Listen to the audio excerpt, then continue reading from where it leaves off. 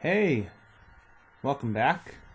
Um, well, it's been a while since I've posted anything, but that's only because I've been having to limit my painting right now, and if I limit that, then I have to limit everything else. So, editing all this stuff too. Also, I wanted to send out something that I thought was pretty decent, so I think everyone will enjoy this. Now, I'd like to start off by saying that this is going to be an oil painting, so you can still use acrylics, works just fine, but know that the way I'm painting it is using oils, and I've got that in mind when I lay in color in certain places and not in others. So, the colors that you're going to need, if you looked at that intro picture, you're going to see blue, you're going to see some green, some white, some yellow, some red. So the colors that I use, I'll tell you in a second. But blue, green, yellow, and red is what you're going to need.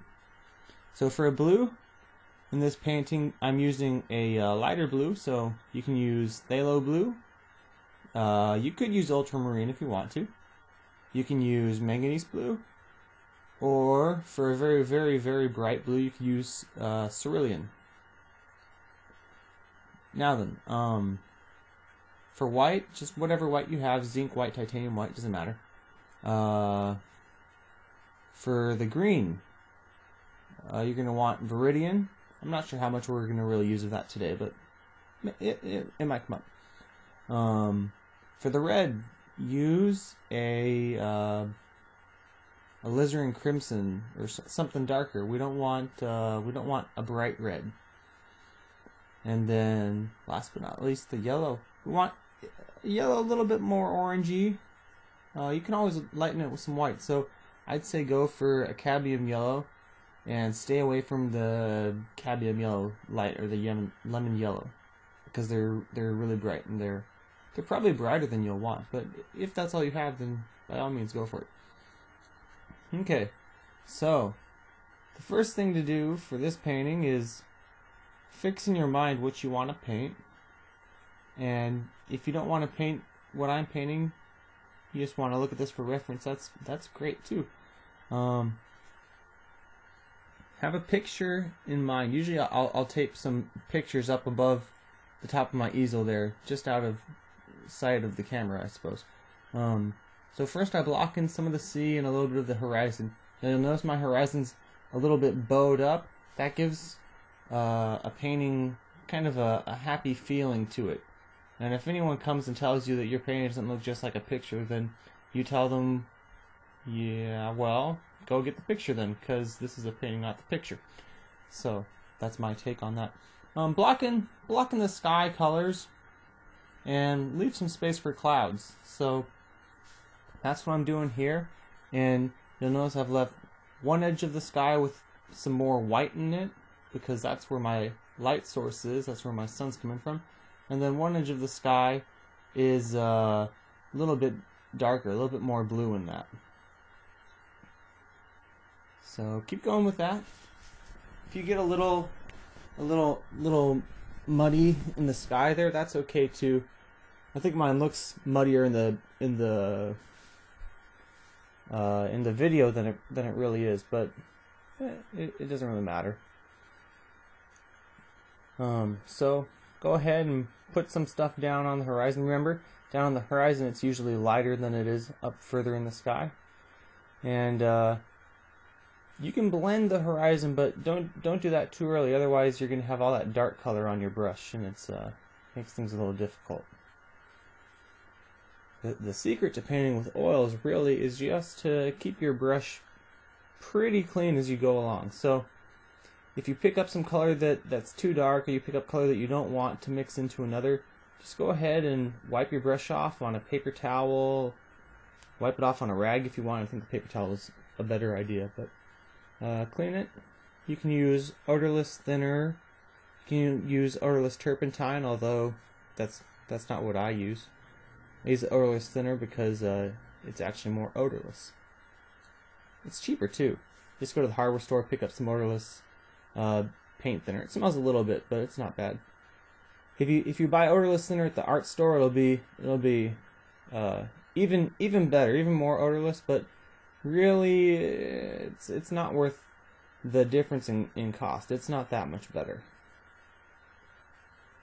So what you want to do really is block in these areas of water that we did first, where the sky is not reflecting off the water. And if you look at ocean water, all the ripples and everything you see moving is based on what reflections your eye is seeing. So the lighter colors in the water is actually the color of the sky reflecting off the water. So you want to use the same color in your sky that you use to reflect water in your paintings.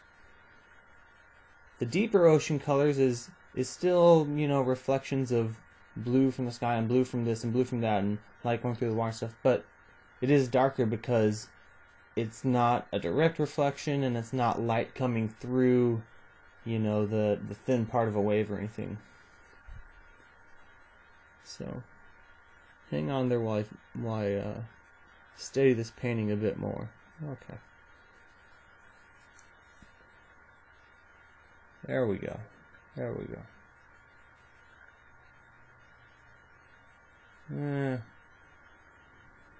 Sorry to have this in the middle of everything.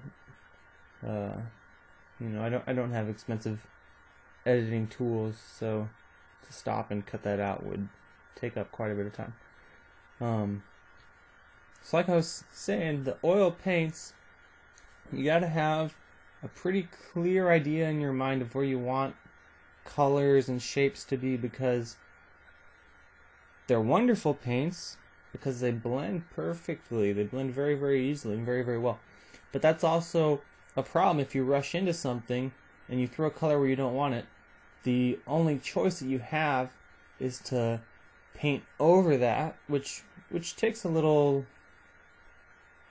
light touch, and it's sometimes hard to do. Or you can wipe it off. And I frequently do wipe off spots in my paintings that I got color where I don't want it. Another interesting thing that you can do with that is you'll hear people talk about toning their canvases. And so when they say they're toning a canvas, what they mean is they take the thinner and they thin a certain color down, usually a warm color like a yellow ochre or something like that, and or an umber. That used to be a very traditional thing.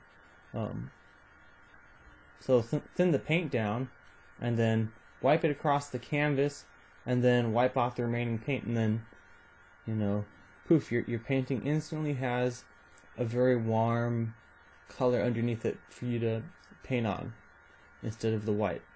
And some people, they'll paint gray on their canvases and this, and sometimes that's okay, but I like it like this so I can see my bright spots without having to add in more white to bring out those bright spots. I can already see where they are as the painting goes along. So this mixture in the clouds, and I'm sorry I haven't been talking much about color. I'll try and make a few more color notes in the next section. The color in these clouds is just that blue that we were using, and you add in a little red. So not bright red.